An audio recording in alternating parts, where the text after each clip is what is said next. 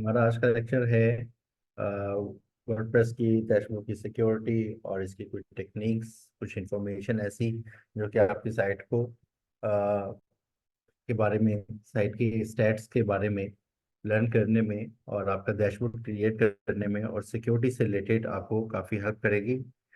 तो आज का लेक्चर स्टार्ट करते हैं। But before going into lecture, detail में जाने से पहले हम ये चाहेंगे कि कुछ लोग जिनमें से यहाँ पर तीन बैठे हैं जिनकी लाइव वेबसाइट्स हैं। आपकी साइट पे कोई काम हुआ? बार्ड नहीं सर। आपने कोई काम नहीं किया? किया है जी, थोड़ा बहुत किया थोड़ा बहुत किया है। नेविगेट आपका काम हुआ? किया है। नेविगेट एसईओ का कोई काम नहीं हुआ। आपकी वेबसाइट क्या थी? Trend right dot com. अच्छा जी, नेविगेट एसईओ पे आपने कोई चेंज नहीं किया? रिस्पॉन्सिव किया रिस्पॉन्सिव किया है? अभी फिलहाल आप रिस्पॉन्सिव ना भी करें तो गुजारा हो जाएगा, क्योंकि आगे हमने लेक्चर में जाके देखना है, लर्न करना है कि रिस्पॉन्सिवनेस और परफॉर्मेंस ये कैसे इंप्रूव की जा सकती है। ये इस पे एक डेडिकेटेड लेक्चर है डिटेल में। और फिलहाल ये था कि जो चीज़ें बस पूरी हो जाएं जैसे तैसे भी है। अच्छा जी, ट्रेंड राइट। ट्रेंड राइट का हेडर देखिए। हेडर में इन्होंने एक बैकग्राउंड इमेज लगा दिया है और बैकग्राउंड इमेज का कलर कुछ ऐसा है कि वो लोगों को डोमिनेट कर रहा है। लाइक आर नजर आ रहा है बट टी नजर नहीं आ रहा। और नीचे जो टेक्स्ट लिखा हुआ है trendwrite.com, वो भी ठीक से पढ़ा नहीं जा रहा, क्योंकि मुझे पता है ट्रेंड राइट है, इसलिए मैंने इसको पढ़ दिया। ये अगर हम इसको जूम करें तो ये नजर आ रहा है। और एन के ऊपर भी एक डॉट है। आप इसको कैनवा में जाके डॉट को थोड़ा सा मिसप्लेस कर सकते हैं, कहीं ना कहीं पे इसको और एडजस्ट करें या रिमूव कर दें, जैसे आपको बेहतर लगे। ये इमेज जो है, जब आप, अगर आपको कोई इमेज लगे, पसंद आ गया और अगर आप चाहते हैं कि कोई इमेज लगे, तो इमेज का डिजाइन करते हैं थोड़ा सा चेंज। डिजाइन कैसे चेंज करना है?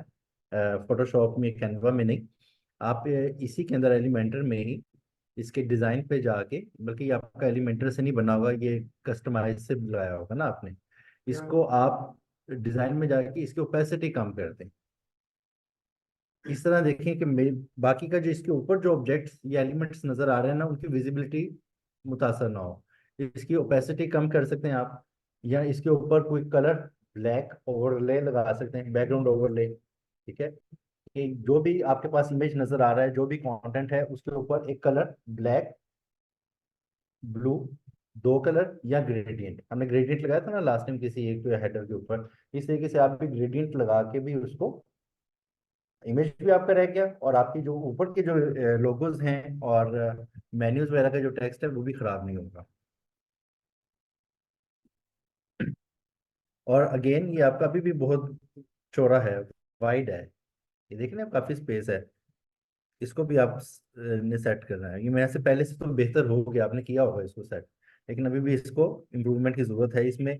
या तो आप स्पेस को यूटिलाइज कर लेंगे, इसको थोड़ा सा नैरो कर दें। और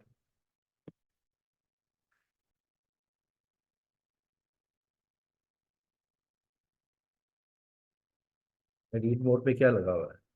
सर्विसेज, गुड है। माइलस्टोन है। हैप्पी कस्टमर भी हो गए आपके 2390। गुड है। अच्छा, इसमें ये देखिएगा, ये आपने सही किया है, बट मैं ये क्या है, इमेज है क्या? ये एक मिनट, इसको दोबारा से रिफ्रेश करता हूँ। हाँ, ये काउंटर है ना, इसका ये शेडो ना, ये इसको थोड़ा सा ब्लर लुक दे रहा है। इसमें हमने ब्लैक शेडो लगाया हुआ ना, ब्लैक शेडो इसका रिमूव कर देंगे, ये सही हो जाएगा। लेकिन इसको आप कंपेयर करें आप इसके साथ, तो ये थोड़ी सी इसकी रीडेबिलिटी ज़्यादा अच्छी लग रही है। नंबर्स ये रुक गए हैं जो, ये देख रहे हैं आप। लेकिन इसमें थोड़ा सा ना ब्लर एहसास आ रहा है।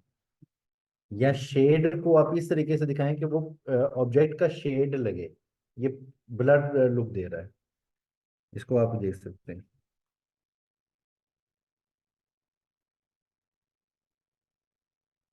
फीचर ब्लॉक के नीचे कुछ भी नहीं डाला आपने, ये इमेज लगाया हुआ है अपने पास।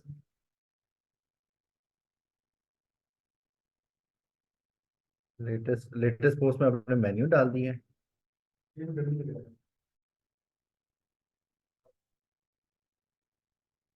फीचर्ड ब्लॉग में अपने कैटेगरी डाल दें तो इसका इसका टाइटल चेंज कर देना। आप फीचर्ड ब्लॉग के बजाय फीचर्ड कैटेगरी कर दो, टॉप कैटेगरी लिख दें, तो आपका ये वाला सेक्शन तो पूरा हो जाएगा। इंपॉर्टेंट क्लिक्स ठीक है, डिस्क्लेमर वगैरह ये सारी चीजें, पेजेस बन के आपके पेजेस बनने हैं। आपकी साइट पे भी बहुत काम होने वाला है अभी।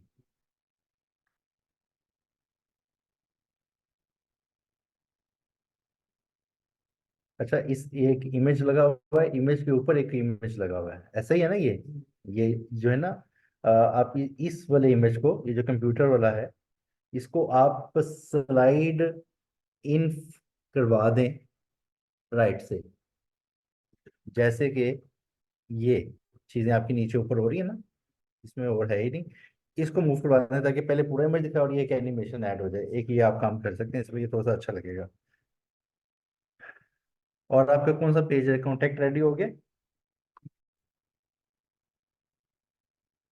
नहीं, सही नहीं है ये आपने एक ब्लैक कंटेनर ऐड किया है, और उस कंटेनर के अंदर आपने ये इमेज छोटा सा एक रखा हुआ है। माय फॉर्म लिखा सही नहीं है, और ये फॉर्म भी ठीक से नहीं बना हुआ, ये छोटा बड़ा नजर आ रहा है। 24/7 सपोर्ट दे रहे हैं आप, और यहाँ पर आप कह रहे हैं एक्सपर्ट टीम नहीं है हमारे पास। आपने क्रॉस लगाया हुआ है, बाय डिफॉल्ट यही तीन आते हैं आइकन्स, लेकिन इसको चेंज करना होता है। एक्सपर्ट टीम नहीं है, और लिस्ट आइटम 3 नंबर आपके पास 0 है। ठीक है, ये टेक्स्ट बड़ा है काफी। ये रिव्यू करने का मकसद ये है कि आप सब लोग जो स्टेज पे आ चुके हैं, अगर आपके पास ऐसी मिस्टेक्स हैं तो उसको रिमूव करें। दूसरा भी ये देखिएगा कि आपके पेज का हाफ साइड तो सिर्फ आपकी साइड बार ले रही है। साइड बार आई गेस 15 से 20% होनी चाहिए बस, बाकी तो आपका कंटेंट होना चाहिए। तो आपका कंटेंट जो है वो आधे पेज पे आ रहा है, और आधे पेज पे साइड बार आ रही है। इसको नैरो करेंगे आप, और इसको भी कस्टमाइज में से जाके आप कर सकते हैं।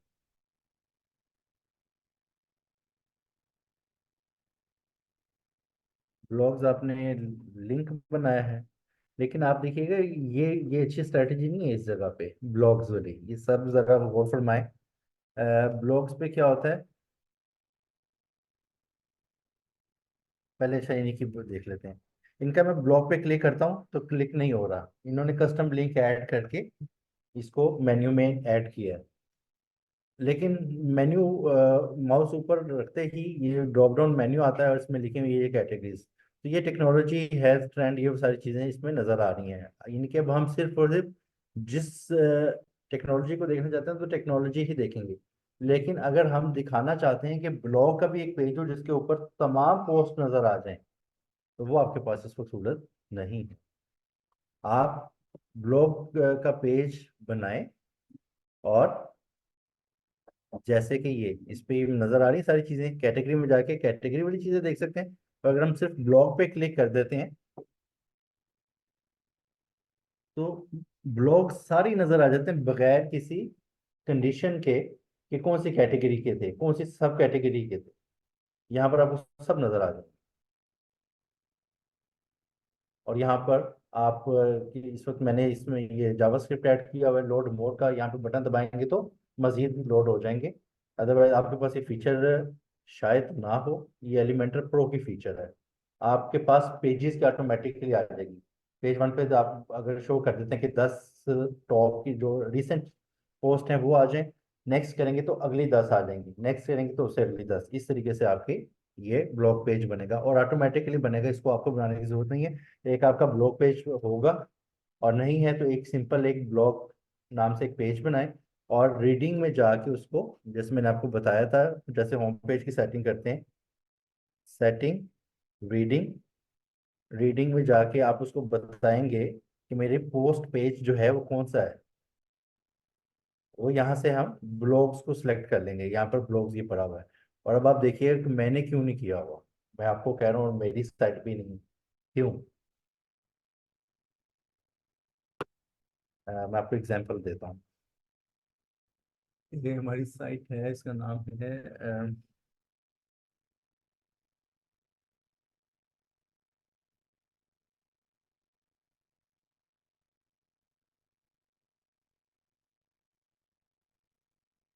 साइट का नाम ही नहीं जेल में आ रहा है। ये नहीं है, वैसे मैं इस पे देख लेता हूँ, शायद इस पे हो। ये देखें जी, ब्लॉग्स पे क्लिक करते हैं तो क्या आता है। ये देख रहे हैं, ग्रिड लगी हुई है इसके ऊपर। ग्रिड में आपको सारे ही ब्लॉग्स नजर आ रहे हैं। ठीक है, लेकिन ये भी फीचर आपको नहीं मिलने वाला। वो इसलिए कि एलिमेंटर में ये चीज पहले थी फ्री, कि आप ब्लॉग पोस्ट का विजेट उठा के ड्रॉप करते थे और वो ग्रिड बन जाती थी, आप उसको बताते थे यहाँ पर कौन सी पोस्ट शो करनी है। लेकिन अब वो भी चला गया प्रो में। ठीक है, होता ये है कि जब भी सॉफ्टवेयर अपडेट करता होता है ना, तो आपको कुछ सिक्योरिटी फीचर्स के साथ साथ कुछ नुकसान का भी सामना करना पड़ सकता है। आपको पता नहीं है कि कौन सी चीज़ें फ्री भी हो सकती हैं, कोई चीज़ें, और कोई जो फ्री में थी वो पेड में चली जाए। तो ये फीचर भी आपके पास फिलहाल नहीं होगा। अ,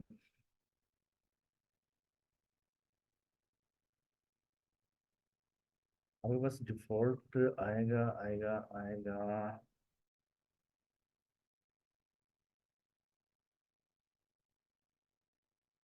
मैं आपको दिखाना जरूर चाहूंगा कि बाय डिफॉल्ट कैसे आता है। आप में से किसी ने ब्लॉग का पेज बनाया?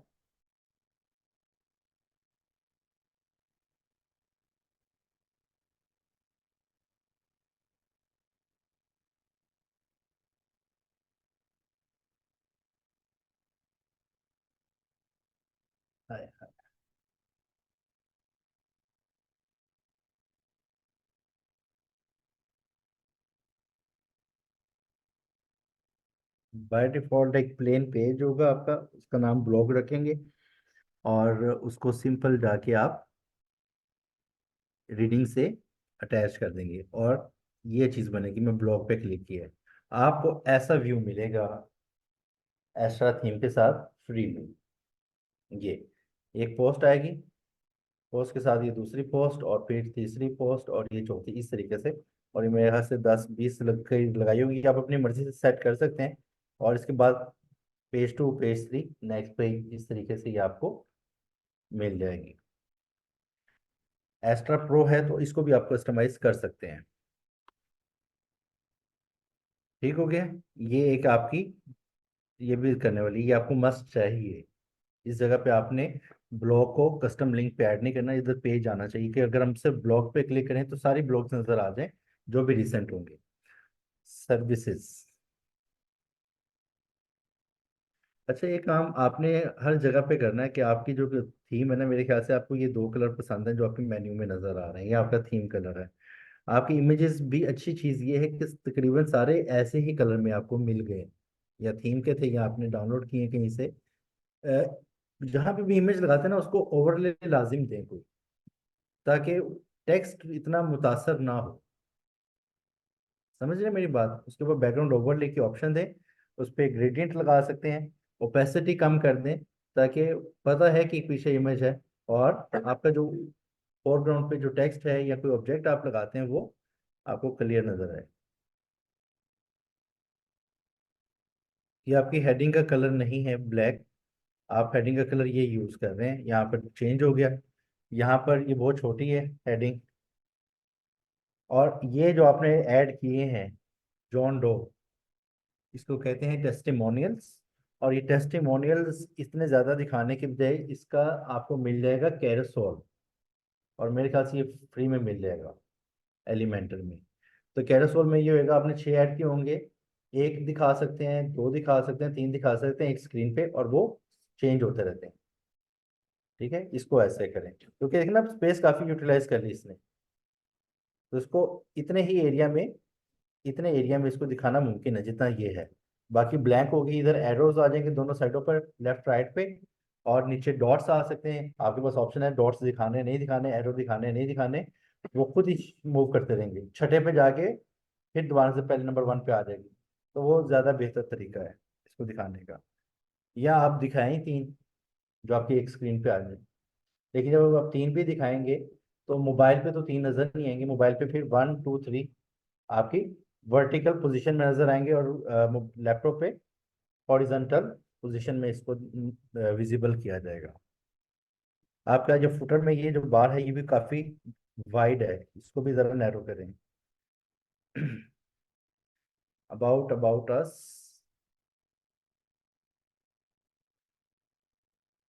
यहाँ पर अब आपको समझ आ गई होगी मैं क्या कहना चाह रहा था कि आपका फिफ्थ ये, अच्छा ठीक है, ये पेज है, इस पे आपने साइड बार ऐड ही नहीं की। और आपने ये भी चीज नोट की है कि ये इमेज आपका साइज बड़ा है काफी, ये लोड में टाइम ले रहा था। इसको देखिए कि इसका क्या साइज है, इसको मैं ऐसे चेक कर लेता हूँ, इधर से ऐसे सेव कर लेता हूँ और देखते हैं इसका क्या साइज है। 506 KB का बड़ा साइज है, इसको छोटा करेंगे। ये रियल ह्यूमंस हैं कि डमी है, आपने जो टीम बनाई है, क्रिएट किए हैं, लियोनार्डो से बनाए हैं? अच्छा, लियोनार्डो से आपने बनाए हैं तो इसको कोशिश करें, ये भी बड़े इमेजेस मुझे लग रहे हैं, तो आप इनको भी एक तो रिड्यूस करें। 138 KB में एक छोटी सी तस्वीर आपने लगाई हुई है, इसका साइज भी छोटा करें और इसको बेटर है कि सर्कल शेप में दिखा दें, तो और छोटा हो जाएगा ज़रा। ये वाला इमेज आपको आई गेस के 25-30 KB के अंदर अंदर आप दिखा सकते हैं, कुछ भी फर्क नहीं पड़ेगा इसकी क्वालिटी पे, जितना ये छोटा आपको चाहिए। ये जॉन टुडे है, इसको जॉइन टुडे करेंगे। स्पेल मिस्टेक्स ना लाजिम आप चेक किया करें, ये अच्छी चीज़ नहीं है।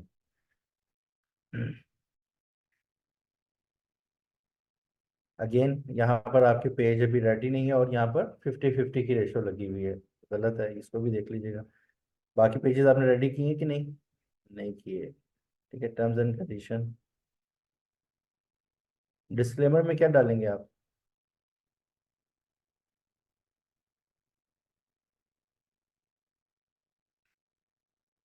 कुछ भी नहीं डालना। आपका सर्विसेज का पेज किधर है? एंड पे क्यों रखा हुआ है? एंड पे कांटेक्ट रखें। और ये जो आपका मेन्यू होता है इसका पहला करेक्टर तो बड़ा रखें ना, आपके सारी स्मॉल हैं।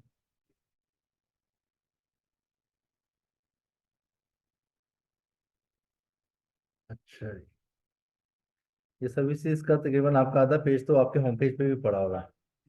सेम है, प्राइसिंग टेबल है।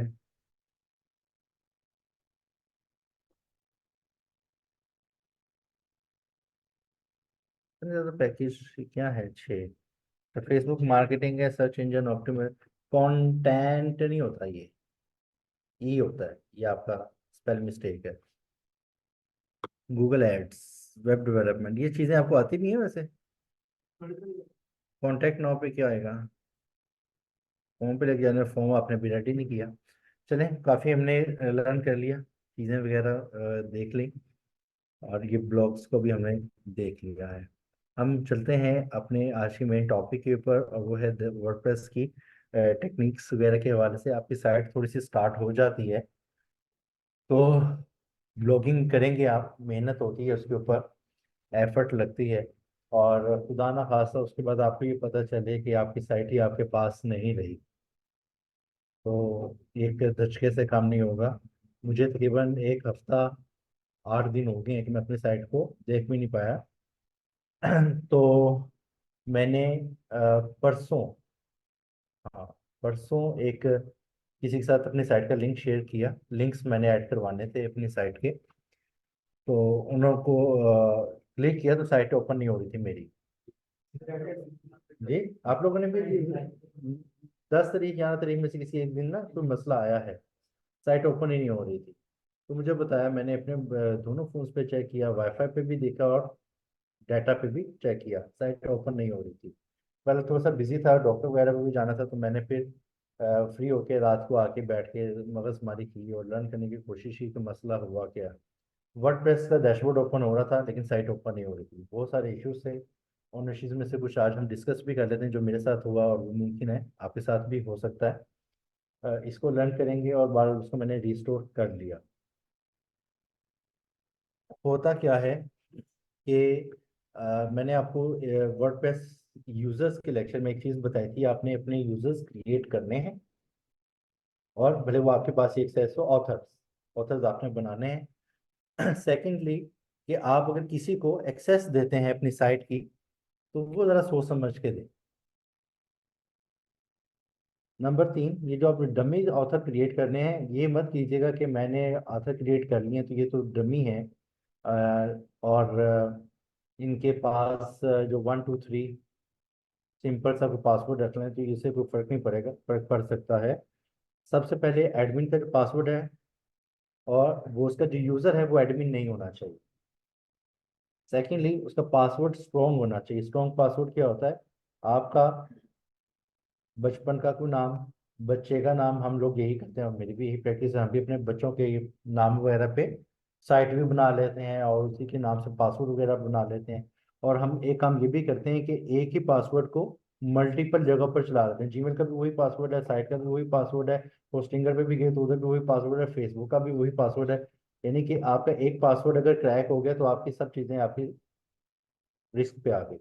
तो आपने एक स्ट्रॉन्ग पासवर्ड क्रिएट करना है। स्ट्रॉन्ग पासवर्ड क्या होता है? जिसमें special characters, dollar sign, hashtag, ये साइन ऑफ एक्सक्लेमेशन है, परसेंटेज है, एंड है, स्टार है, ये जो आपके ऊपर नंबर लाइन पे शिफ्ट दबाने से आती है, ये स्पेशल कैरेक्टर्स हैं।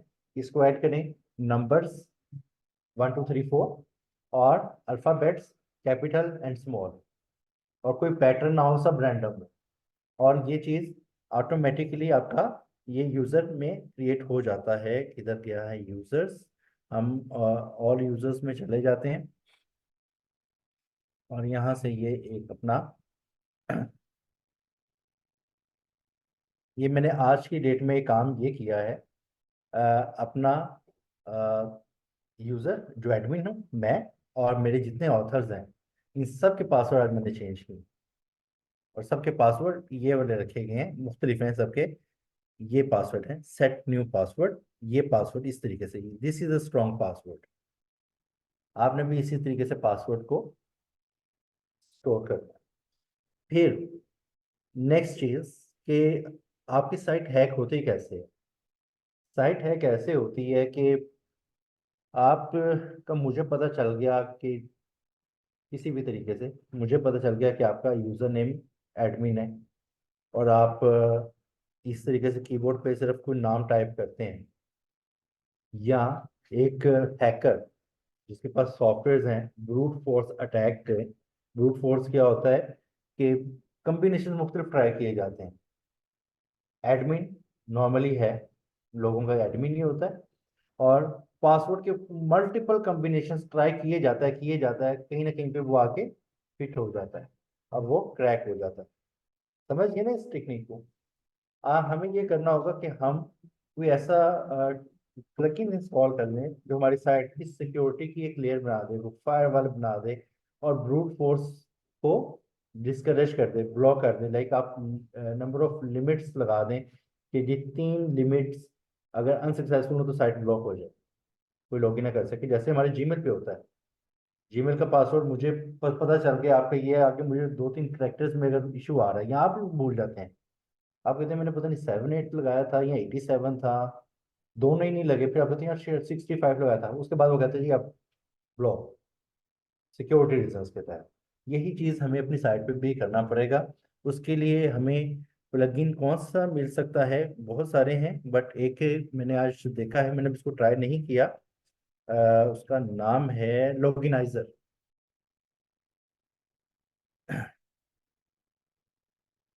ये लॉगिनाइजर,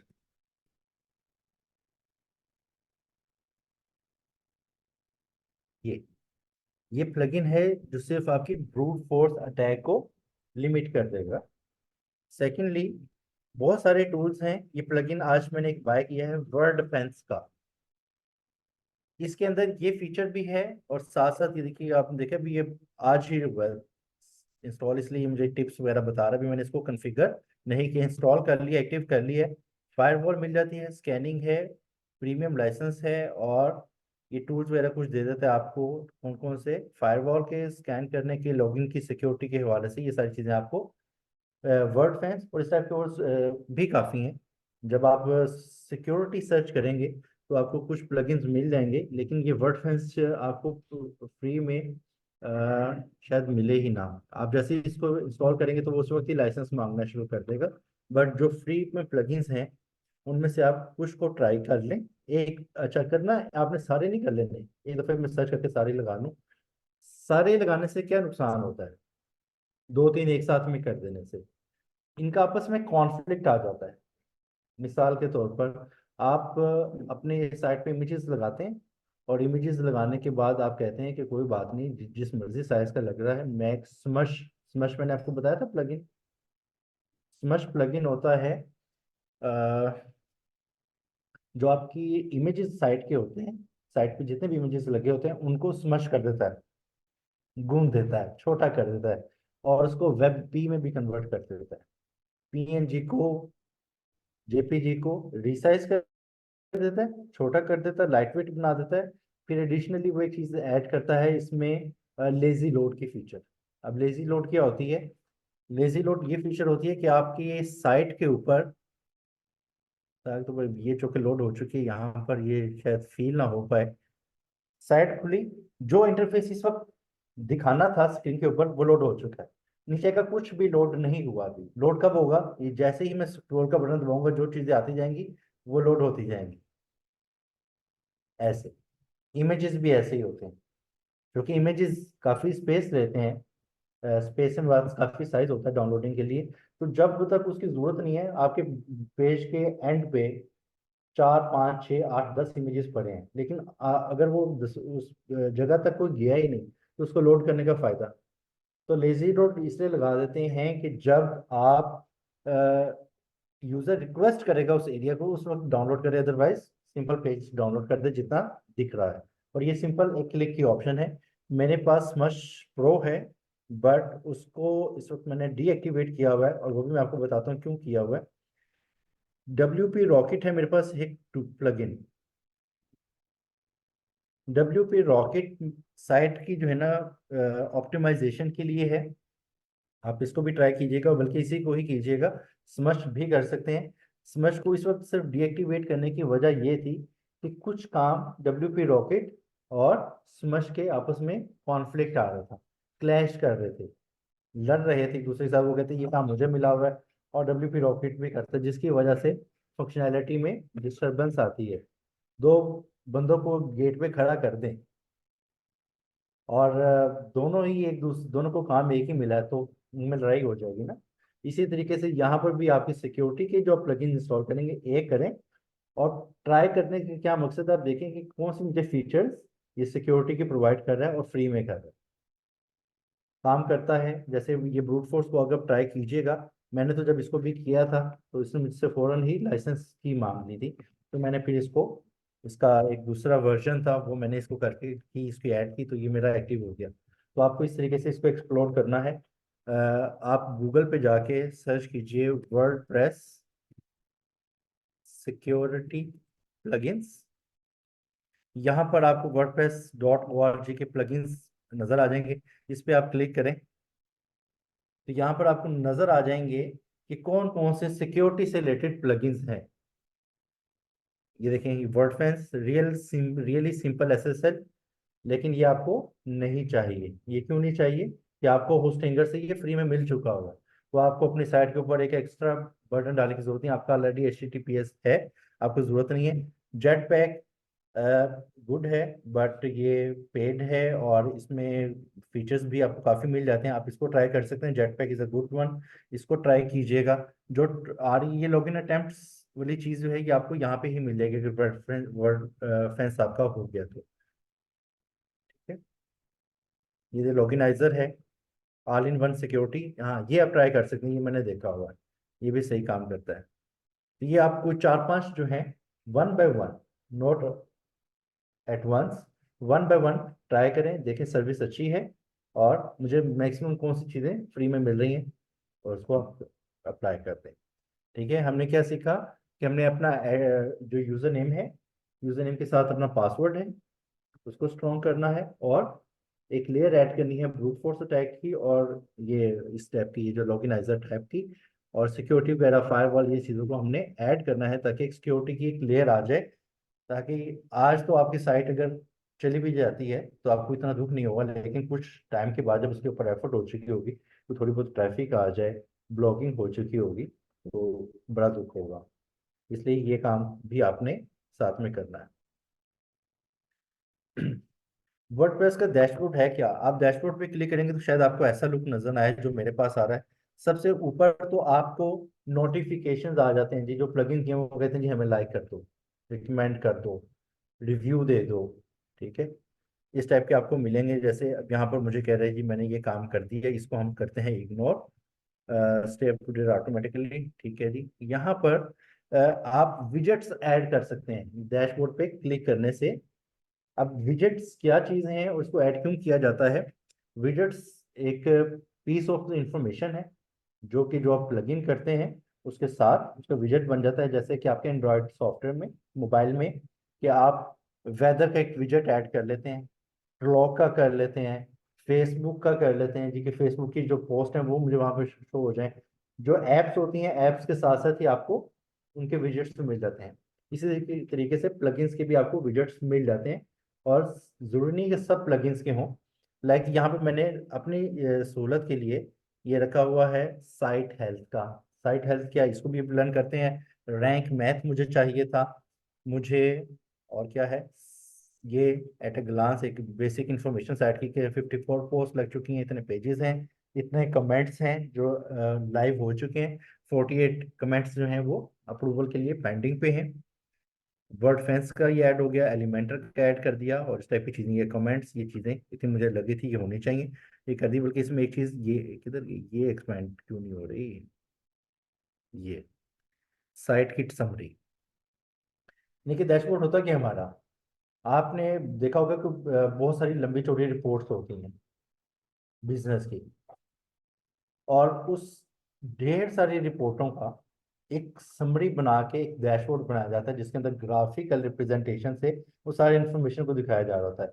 जो लाखों की, हजारों की रिपोर्ट्स की जो डाटा एंट्रीज हैं उनको सिर्फ एक स्क्रीन पे दिखा दिया जाता है। अच्छा जी, हमारी मिसाल के तौर पर शॉपिंग की अगर बात की जाए तो हमारी कौन सी चीज ट्रेंड में जा रही है, slow moving stock, fast moving stock, sales, gross revenue, इन तमाम चीज़ों को, एक्सपेंसेस को एक स्क्रीन पे दिखाया जा सकता है ग्राफिकल रिप्रेजेंटेशन से। इसी तरीके से ये हमारा एक डैशबोर्ड है जिसके अंदर जो इन्फॉर्मेशन हमें लगता है कि हमें सामने आनी चाहिए, जिसको हम मॉनिटर करना चाहते हैं, तो ये वहां पे रख सकते हैं। लाइक अब साइट की अभी लोड हो रही है, साइट के स्टैट्स हमने देखने हैं। अगर आपकी कॉमर्स की साइट है तो आप वो कॉमर्स भी यहाँ पर ऐड करेंगे ताकि आपको पता चले ऑर्डर आया है, सेल्स क्या चल रही है, कौन से पेजेस पे लोग स्टे कर रहे हैं, किस पेजेस के ज्यादा व्यूज हैं, वो सारी इन्फॉर्मेशन आपको भी मिल जाएगी। अब देखिए साइट की लोड हो चुका है, ये एक बेसिक इन्फॉर्मेशन थी और अच्छी है, हमें पता चल गया कि हमारे इस पीरियड, किसी एक खास पीरियड में 28 डेज में ये स्टैट्स रहे। यहाँ पर आप इसको मूव भी कर सकते हैं, और मूव करने के लिए कैसे करेंगे, इसको छोटा बड़ा कर दें, इसकी पोजीशनिंग सेट कर सकते हैं। ये देख रहे हैं आप, इसको इस तरीके से आप मूव करके अपनी मर्जी की चीज़ों को अप डाउन कर सकते हैं। जिसको मैं ऊपर ले आता हूँ साइड किट को, और ये, अच्छा इसमें फर्दर क्या कर सकते हैं, आप एक चीज़ नोट कीजिएगा कि आपके वर्डप्रेस के अंदर ना एक ये ऑप्शन होती है स्टॉप पे, स्क्रीन ऑप्शन।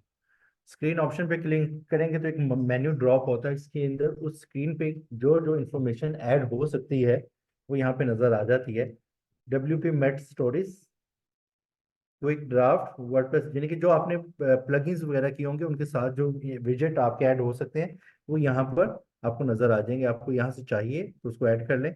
मिसाल के तौर पर एलिमेंटर मुझे नहीं चाहिए, मैं अनचेक कर दूंगा, नीचे से एलिमेंटर गायब हो गया। अगर कोई चीज़ दिखानी है तो क्लिक करें, इनेबल डिसेबल यहाँ से आप कर सकते हैं। सेकेंडली यही काम आप पोस्ट में देखिएगा।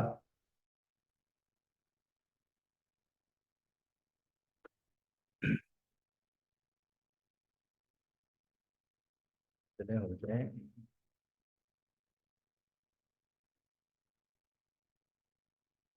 ज्यादा से ज्यादा कितनी प्लगइन्स ले सकते हैं? ज्यादा से ज्यादा की कोई लिमिट नहीं है। कोई लिमिटेशंस नहीं है क्या, जितनी मर्जी आप? नहीं, कोई लिमिट नहीं है, जितने मर्जी कर लें, लेकिन गैर जरूरी करेंगे तो आपकी साइट की हेल्थ और परफॉर्मेंस पे फर्क आएगा। मिसाल के तौर पर आप कितने प्लगइन इस्तेमाल कर सकती हैं, आपने 20 किया है ना, तो ये वो इनफ है कि जरा नहीं, ये देखिए 20, बल्कि मैं आपको दिखाई देता हूँ, ये नहीं खुल रहा तो शायद प्लगइन खुल रही है, नेट का मसला हो गया है। मैं इसको कनेक्ट करता हूँ हॉटस्पॉट के साथ, ये मैं आपको दिखाई देता हूँ। लास्ट टाइम भी शायद मैंने आपको ये रिव्यू करवाया था कि पेजेस पेजेस नहीं, प्लगइन्स हैं कितने और एक्टिव कितने थे।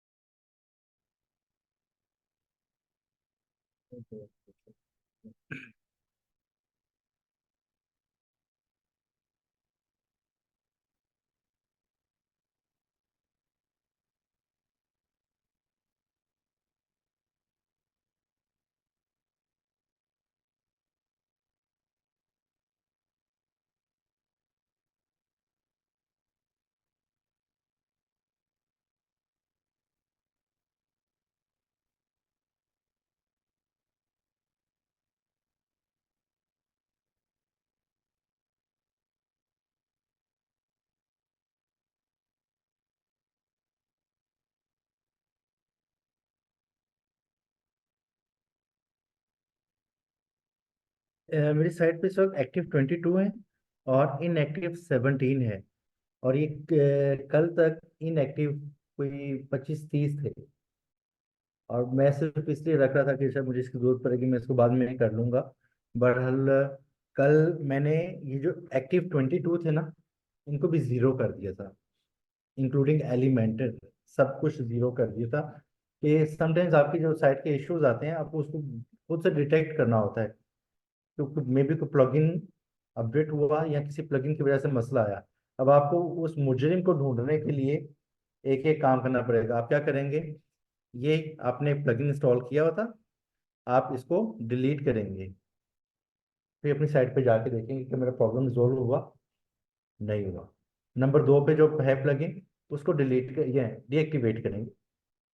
तीसरे को करेंगे, चौथे को करेंगे, आस्ते आस्ते किसी एक पॉइंट पे जाके आपका मसला हल हो जाएगा।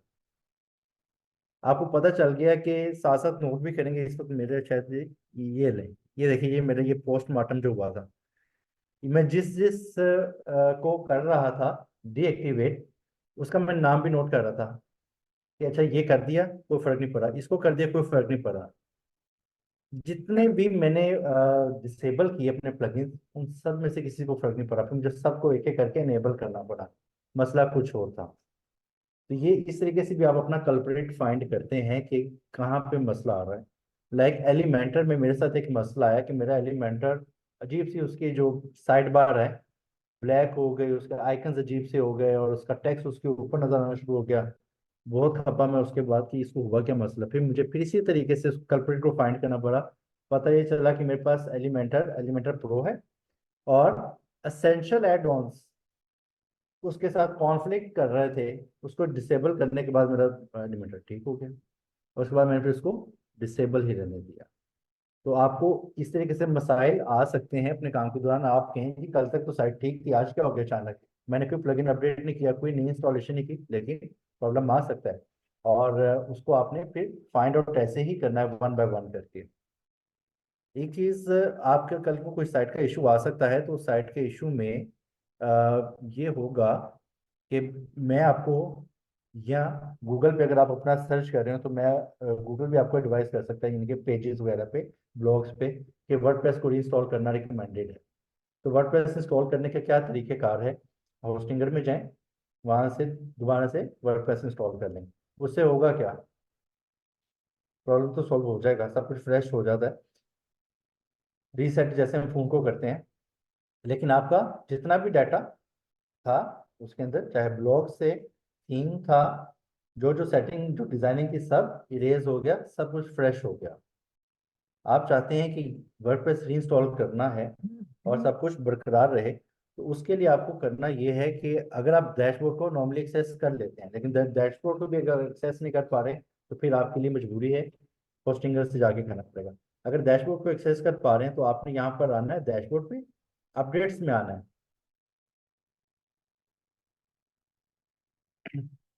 यहाँ पर आपको सारे नोटिफिकेशन दे रहा होगा कि कौन कौन से प्लगइन हैं, कौन कौन से थीम्स हैं जो कि आपकी साइट पर मौजूद हैं और उनको अपडेट के लिए आपकी परमिशन रिक्वायर्ड है। ये देखिएगा सबसे ऊपर तो वो हमें ये दे रहा है, ये ऊपर की जो नोटिस आ रहे हैं इसको आप फिलहाल इग्नोर कर दें। यहाँ से स्टार्ट होता है। करंट वर्जन 6.4.2 है, वर्डप्रेस की बात हो रही है। और यहाँ पे उसने बताया है you have the latest version, जो इस वक्त वर्डप्रेस का वर्जन लेटेस्ट है आपका ऑटोमेटिकली अपडेट हो चुका है। आप इसको सिर्फ री इंस्टॉल कर दें यहाँ से, तो वर्डप्रेस के अंदर बैठे बैठे आप दोबारा से वर्डप्रेस को इंस्टॉल कर सकते हैं। और मेरा मसला सिर्फ इसको करने से हल हो गया। ठीक है, ये भी आपके लिए एक नई लर्निंग होगी जो कि मैं कल खपता रहूँ। मैंने खाना नहीं खाया कि मुझसे भूख बर्दाश्त नहीं होती है, बड़ी तबीयत खराब हो जाती है, लेकिन इसे मेरी भूख भी उड़ा दी थी। और मेरी बेगम मुझे कह रही थी कि खाना मंगवाएं खाना मंगवाएं। मैं कहा मुझे ना कुछ देर के लिए अकेला छोड़ दो, मुझे तंग मत करें। मुझे जब तक मैं अपनी साइट को लाइव नहीं कर लेता ना, मुझे चैन नहीं आना। तो मुझे काफ़ी टाइम के बाद मैंने आपके साथ पोस्टमार्टम भी बताया कि एक एक प्लगइन को आपने डीएक्टिवेट करके रिफ्रेश करके देखना है, फिर वापस आके दूसरा करना है, तीसरा करना है। और जितने ज़्यादा प्लगइन्स आपके यहाँ पर उतनी दफ़ा फिर उसको डीएक्टिवेट करके फिर वापस आके उसको एक्टिवेट करना है। अगर कल्प्रिट मिल गया तो, नहीं मिला तो फिर आपको फिर रिसर्च करनी है। फर्दर आपको यहाँ से भी ना कुछ गाइडेंस मिल जाएगी। ये प्लगइन्स के बारे में बता रहा है, ये इनके अपडेट्स हैं। और मैं नॉर्मली इतना ज़्यादा लाइक नहीं करता हूँ ऑटोमेटिक अपडेट्स को, इसलिए मैंने ऑटोमेटिक अपडेट्स को बंद रखा हुआ। अच्छा, सेकेंडली एक काम आप ये कीजिएगा, आपके टूल्स में एक ऑप्शन होती है साइट हेल्थ की। इस पे आपने जाके ज़रूर देखना है, ये आपको बताएगा कि आपकी साइट की हेल्थ कैसी है। बता दें भाई डॉक्टर साहब। ये वैसे हमारे भी डैशबोर्ड में भी मैंने इसका प्लगइन रखा हुआ, प्लगइन क्या है ना, विजेट रखा हुआ था। वहां से भी वो बताता है गुड है, नीड इम्प्रूवमेंट है, स्लो है, इशू है। अब ये साइट हेल्थ हमें बता रहा है, साइट हेल्थ अभी रिजल्ट फाइंड कर रहे हैं, फेच कर रहे हैं। और ये भी बता देगा जी के गुड। लेकिन नीचे आपको साथ साथ ये भी बता रहा है, देखिए इशू है अभी भी साइट के साथ। क्रिटिकल इशू, क्रिटिकल इशू क्या है? Rest API encountered an error for recommendation improvement, की आपकी साइट बेहतर हो सकती है कैसे?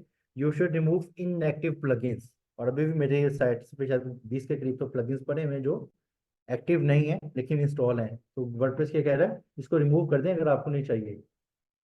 You should remove inactive theme, theme भी आपके पास मल्टीपल है, आपके पास your site has 2 themes waiting to be updated. और इसको रिमूव कर दें जो आपको नहीं चाहिए। एक्स्ट्रा लगा हुआ है तो एक्स्ट्रा के अलावा जो आपने रखे हुए हैं उसको रिमूव कर दें। One more recommended modules are missing. अब ये जो चीज़ें हैं आगे जो आपके साथ इशू आ रहे हैं, इसको हमें क्या करना पड़ेगा, लर्न करना पड़ेगा ये इशू है क्या।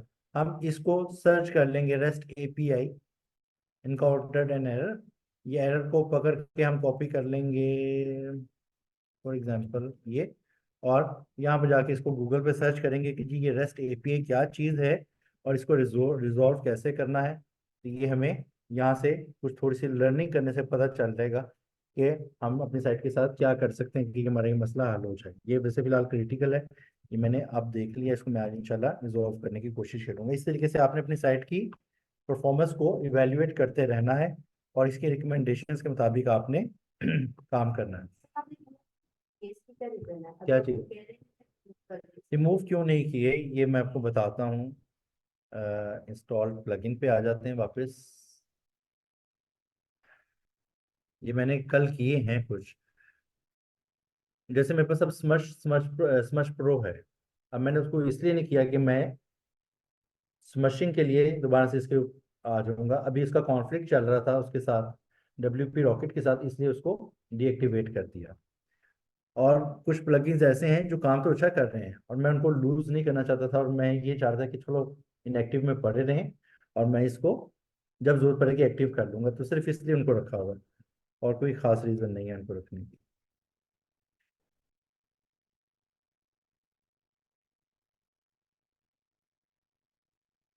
कुछ इशू है, ये इंटरनेट का मसला है क्या है? ये देखिए ना इनएक्टिव प्लगइन्स में, ये देखेंगे AHREF का है, ये मैं आपके सामने क्लिक कर देता हूँ।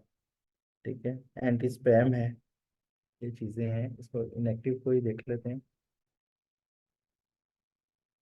सिर्फ ये रीज़न थी कि मुझे ये चाहिए थे प्लगइन्स।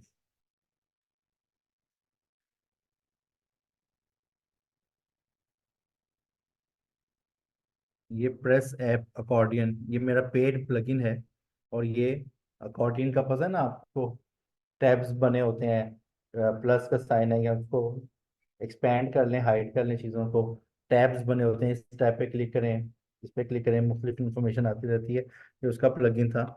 ये मैंने असेंशियल एड ऑन्स, ये मेरा मसला कर रहा था, इसलिए मैंने इसको रिमूव किया। इनको देखना पड़ेगा। ये स्मार्ट पोस्ट शो, अब मुझे ना एक्चुअली कुछ पे डाउट भी था प्लगइन्स पे, कि पता नहीं मैंने इसको यूज़ किया है नहीं किया। तो अब चूंकि ये डिसेबल्ड है और अब इसका मुझे ज़रूरत नहीं है, तो मैं इनको ये कर सकता हूँ डिलीट। इसको आज देख लेते हैं। बल्कि ये कुछ सेटिंग्स थी, इसको आपने इंश्योर करना है कि आपके साथ ये इश्यूज ना आए, और आपने अपनी साइट को रेगुलरली, इसको कहते हैं ना मेंटेनेंस, मेंटेनेंस एक नहीं, स्टैट्स देखते जाएं। सिर्फ ट्रैफिक के स्टैट्स नहीं, अपनी हेल्थ के स्टैट्स को भी देखना है, साइट डाउन तो नहीं हो रही। अब मैं ये आज लेक्चर से पहले अपनी साइट के स्टैट्स ही देख रहा था। ये देखिए कि मेरी साइट मोबाइल पे 69 का स्कोर ले रही है, और डेस्कटॉप पे ये 84 का ले रही है। ये कोई 88 90 के पास था इस इशू से पहले, और मोबाइल वाला कोई 75 प्लस था। डाउन हो गया ये, तो मुझे अभी इसको भी इम्प्रूव करना है। ठीक है, तो ये रेगुलर बेसिस का काम है कि अपनी साइट की स्टैट्स को, जहाँ पे हमने कीवर्ड रिसर्च करनी है, वहाँ पर इसको भी ज़रा साथ साथ मेंटेन रखना, कांट शांट करते रहना है। प्लगइन्स का सिर्फ ज़रूरत के तहत इस्तेमाल करें। जो काम आपका थीम या एलिमेंटर कर सकता है, उस काम के लिए ज़रूरत नहीं है कि आप एक प्लगइन इंस्टॉल करें। जैसे कि मुझे शुरू में, जब मेरे पास प्रो अभी मैंने नहीं इंस्टॉल किया था, तो उससे पहले मैं काफ़ी मोहताज हो गया था प्लगइन्स का, तो मुझे करना पड़ा। बहरहाल मैंने फिर जब प्रो इंस्टॉल किया, तो उसके बाद ये मेरी जितनी ज़्यादातर चीज़ें पेज पे साइट पे नज़र आ रही हैं, इसमें ये गालबन 95+% एलिमेंटर का ही यूज़ किया हुआ है। सारी चीज़ें, ब्लॉग्स वगैरह सब चीज़ें उधर से ही बनी हैं। ये जो आपका ये ब्लॉग पेज अगर खुल जाए आज, तो ये मैं आपको दिखा दूं। ये लेआउट आपको किसी जगह पे भी नहीं मिलेगी, किसी प्लगइन से नहीं मिलेगी। वो इसलिए कि इसको मैंने खुद डिज़ाइन किया है, और ये आपको इधर सही नज़र भी नहीं आएगी छोटी स्क्रीन पे। चले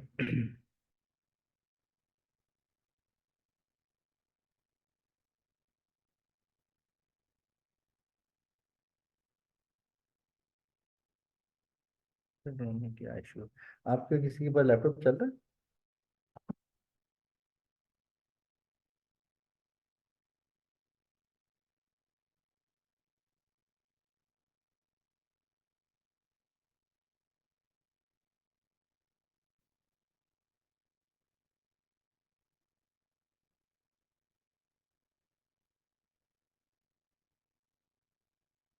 ये देखिएगा, ये अब मेरा ब्लॉग का जो मेन पेज है, कैटेगरी नहीं है कि ब्लॉग का पेज है, इस पे सब चीज़ें खुद डिज़ाइन की हैं एलिमेंटर से। ये चीज़, ये चीज़ें, ये छोटे छोटे जो आपको ये नज़र आ रहे हैं, ये एलिमेंटर से खुद से डिज़ाइन की हैं, और ये प्रो में हो सकता है, और ये आपको फ्री में नहीं मिलने वाला। कर सकते हैं आप, ये आप इस तरीके से कर सकते हैं। ये भी पेड फीचर है, ये भी पेड फीचर है, यानी कि प्रो फीचर है। यानी कि प्रो आपके पास अगर आ जाता है, जो कि मेरा से लोग ये भी बाय कर लेते हैं। अ, जैसे मैं फेसबुक पे बात कर रहा था, इस तरीके से ये भी सस्ते में शायद मिल जाते हैं। आपके पास है ना, तो बस आप ये फीचर्स को आप एंजॉय कर सकेंगे। इसका नाम है फैंसी हेडिंग। आप बस कुछ भी करना चाहें ना सर्च, इसमें एलिमेंटर में आके आप यहाँ पर ये किया करें, यहाँ पर हेडिंग सर्च करें। हेडिंग से रिलेटेड जितनी चीज़ें आपकी थीम के साथ, एलिमेंटर के साथ, या एसेंशियल एड ऑन, या रॉयल एड ऑन, जो भी आपने किए होंगे, उससे जितने भी हेडिंग से रिलेटेड चीज़ें होंगी वो आपको यहाँ पे नज़र आ जाएंगी। ये एनिमेटेड हेडलाइन आ गई। ये ड्रॉप करेंगे तो आपके पास ऑप्शन मल्टीपल आ जाती हैं कि उसको अंडरलाइन करना है, सर्कल करना है, या उसको राइट टाइप करवाना है, ब्लिंक करवाना है। तो इस तरीके की ऑप्शंस आपके पास मिल जाती हैं। ठीक हो गया जी।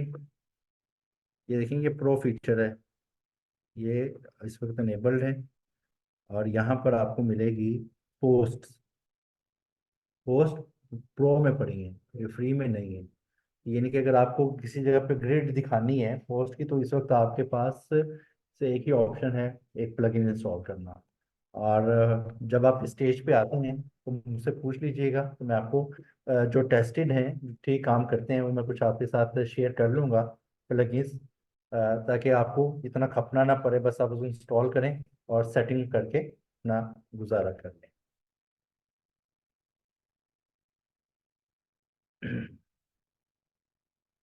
जी, आज के लेक्चर के हवाले से और कुछ ऐड किया जा सकता है। अच्छा, मैं एक पोस्ट में आना चाह रहा था, एक इशू नज़र आया था ये। इसको मैं थोड़ा सा और जूम आउट कर लेता हूँ। मेरी इस वक्त पोस्ट पेज पे आपको क्या नज़र आ रहा है, ये ऊपर की जो है ना चीज़ों को, इसको इग्नोर कर दिया करें। यहाँ से स्टार्ट हो रहा है हमारा पेज, ये एरिया, जो आर्टिकल्स पब्लिश हुए हैं उनका टाइटल, कैटेगरी, डेट और एसईओ की डिटेल। वैसे गैर ज़रूरी है, लेकिन ये रैंक में ऐसी फीचर थी, ऑटोमेटिकली ऐड होगी, मैंने इसको नहीं छेड़ा। समटाइम्स क्या होता है, आपकी जो टाइटल्स हैं वो इस तरीके से वर्टिकल शेप में आ जाते हैं, एक एक वर्ड, एक एक लेटर, और आपकी जहाँ पर 10 पोस्ट थी उस जगह पे सिर्फ एक ही पोस्ट नजर आ रही है, तो इतना लेंथी पेज हो जाता है, आपको पता ही नहीं चलता ये मेरा ब्लॉग कौन सा था। वो क्यों होता है issue? Again, screen option is the reason इसके पीछे। स्क्रीन ऑप्शन पे आप क्लिक करेंगे तो यहाँ पर वो आपको कह रहा है कि आपको क्या क्या इन्फॉर्मेशन इस पेज पे दिखानी है। यहाँ पर हमें दिखाना है इसका पोस्ट का आथर कौन है, और ये आपको उस वक्त जरूरत पड़ेगी जब आपके पास वाकई में मल्टीपल ऑथर्स हों, जो आप खुद नहीं हैं, जो वाकई में ही होंगे, ताकि आपको पता चल जाए कि ये इस ऑथर से रिलेटेड है। अगर आपको ये इस इंटरफेस के ऊपर देखना है, कैटेगरीज दिखानी है नहीं दिखानी, टैग्स हैं, कमेंट्स हैं, date, SEO detail, title, SEO descending, ये वो सारी चीजें, number of items per page कितनी दिखानी है, कॉम्पैक्ट व्यू दिखाना है, एक्सटेंडेड व्यू दिखाना है, यहाँ से आप चेक अनचेक करके इसको कंट्रोल कर सकते हैं। लाइक अगर आप ऑल इन वन एसईओ कर लेते हैं, एक प्लगइन है, और साथ में रैंक मैथ भी कर लेते हैं, तो ऑल इन वन एसईओ भी इस जगह पे अपनी इंफॉर्मेशन डालेगा एसईओ की, जिसकी वजह से एरिया उतना ही लिमिटेड है, उस लिमिटेड से एरिया के अंदर मल्टीपल इंफॉर्मेशन हम देखना चाह रहे हैं, तो उससे क्या होएगा, नैरो हो जाएगा जो हमारी इंफॉर्मेशन है। तो इस तरीके से आप किसी भी जगह पे चले जाएं, किसी भी इंटरफेस के ऊपर है, पोस्ट है, पेजेस है, डैशबोर्ड है, या इसमें अपेयरेंस में चले जाएं, वहां पर आपको स्क्रीन ऑप्शंस की ये ऊपर कॉर्नर पे नजर आएगी। वहां से आप देखिएगा कि इसमें फर्दर क्या क्या ऑप्शंस हमें मिल सकते हैं, जो हमें करना है या नहीं करना। ठीक है, मैं यहाँ पे हो गया मेन्यूज।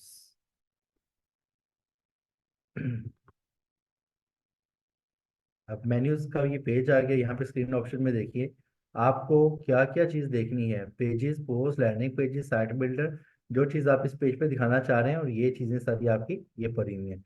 इनमें से आप कहते हैं मुझे नहीं देखना कुछ भी, या मुझे अपनी लिमिटेड चीज़ें देखनी है, मेरा लैंडिंग पेज कोई नहीं है, इसको हाइड कर दें, साइट बिल्डर नहीं चाहिए, कस्टम लिंक्स और ये वो चीज़ें नहीं चाहिए, तो इनको आप हाइड अनहाइड करके अपने पेज की जो इन्फॉर्मेशन है उसको अपने कंट्रोल में, अपने मिजाज के मुताबिक, ज़रूरत के मुताबिक, क्योंकि अगर आपका हर पेज इतना लोडेड होगा जैसे कि मेरे साथ होता है, तो मुझे ये लेफ्ट साइड बार में ढूंढते हुए बड़ी मुश्किल होती है, और मैं मिस करता हूँ। मैं समटाइम्स क्या करता हूँ कि किसी प्लगइन को ढूंढना है, मिसाल का प्लगइन किधर है, तो मैं ये करता हूँ,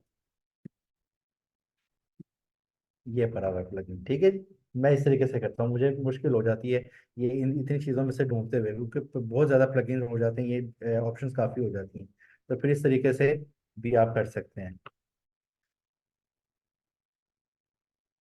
ठीक है, हमने साइट हेल्थ को देख लिया, और